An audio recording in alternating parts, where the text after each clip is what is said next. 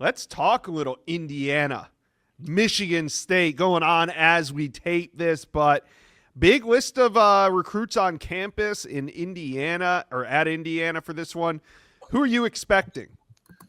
Well, they have a lot of in-state guys on campus this weekend as the Hoosiers now have more to point to in trying to keep these key prospects Yeah. home. Guys like safety Caleb Elkins coming to campus this weekend. Mason Oglesby's a tight end that also attended the win over Illinois, could also play linebacker. Michigan recently offered. Jace Brewer is an edge rusher from Franklin Central that has Notre Dame and Tennessee high on his list, but Indiana definitely in a really good spot. Jahide Brown is a very exciting receiver from Louisville that Alabama's been trending for. So if you kind of listen to the mantra of this segment, Indiana is in a different recruiting stratosphere than we're used to seeing them. We used to see them recruiting against Purdue and Iowa State, and not that there's anything wrong with that.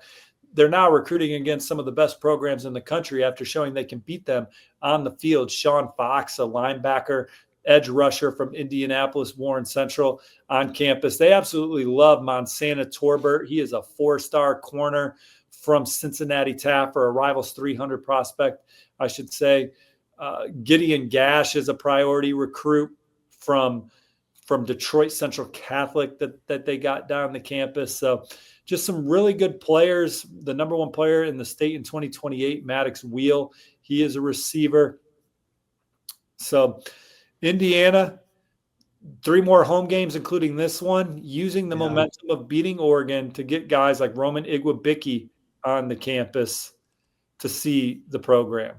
Matt Sieg, a safety, committed to Penn State, in for an official visit. So that's big.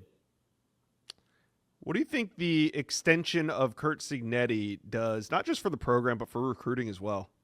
Well, obviously, it guarantees that you're going to have a really good football coach if you continue to consider Indiana. I mean, the guy that obviously gets the best out of his players, the best out of his program, and you're going to get structure and you're going to get consistency, and the head coach isn't going anywhere. So with Indiana, when they're on your short list, depending on who else you're looking at, who's going to be coaching you from the corner office.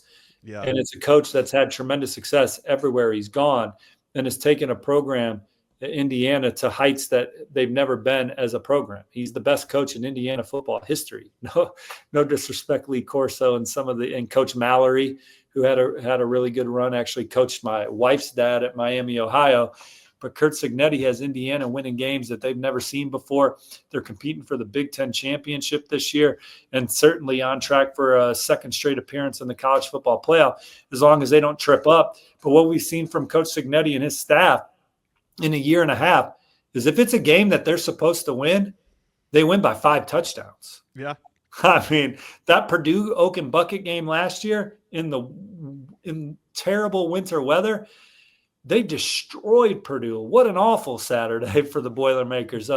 Pummeled Illinois, pummeled Nebraska last year with game day in town, pummeled Illinois, beat Iowa on the road, and now they're thumping Michigan State. Like, they're a little slow start by Indiana standards, but now they're up 25 points with 1 quarter to go, and they're going to try and score a couple more times. There's no question. There's no doubt in my mind as Mendoza shoots for the Heisman Trophy. Look at how efficient a day, 20 of 23, 300 yards, 4 touchdowns throwing. That's as efficient a day as you can have. They're going to try and score a couple more. They want Mendoza to win the Heisman Trophy. They want to win every game by dominant fashion. They want to show every week they're showing, fighting for respect, that they are the best team in America. They're currently ranked number 3, but they'll have a chance to prove that they're number 1 overall. They'll get a shot at Ohio State in the Big Ten title game or someone of that magnitude. Yeah, I think a lot of teams would be a better team with the attitude that Indiana plays with. Reminds me kind of when Kirby arrived at Georgia.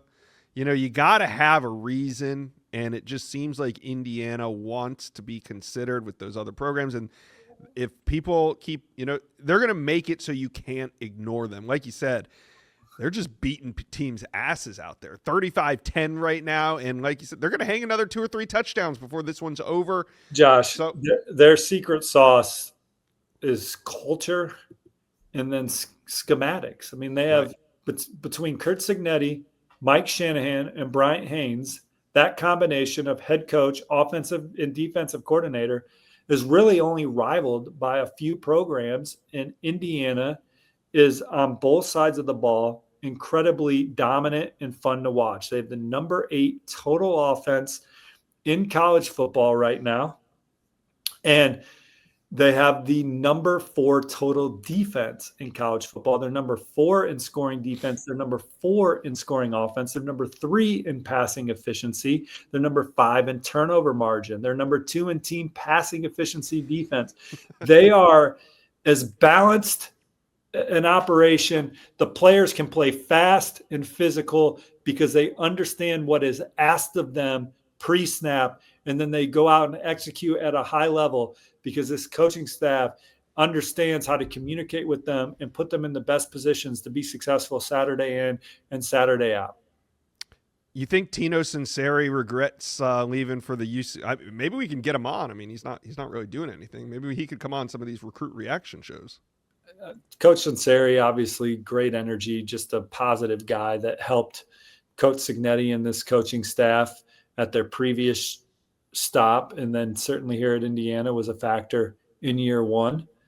He shot his shot. He got a promotion to go to UCLA, man. And with a second-year coaching staff, who would have thought that they would have got fired 3 games into the season? Yeah. But they did. And so we'll see where he lands moving forward. He certainly won't be a free agent for long, but Indiana, their coaching staff is phenomenal. Coach Whitmer filled the shoes of Coach Sunseri and has done a really good job of recruiting that position for them. They already have one of the top 2027 quarterbacks in the country committed in Jamison Purcell out of Maine South in Chicago. So Cignetti, he's as good as it is, as good as you can see in college football right now. And Indiana's up 25 and another game closer to the Big Ten title game. And if they make the Big Ten title game, they're for sure playing in the college football playoff, because you're not going to fall behind teams that didn't play in their conference championship. So both teams that play in the Big Ten title game are in the college football playoff. I hear some people hemming and hawing in interviews about teams that make any conference championship. If you're in the Power Four, if you're in a P4 conference championship, with maybe the exception of the Big 12, you're in. You're in the playoff if you make the championship.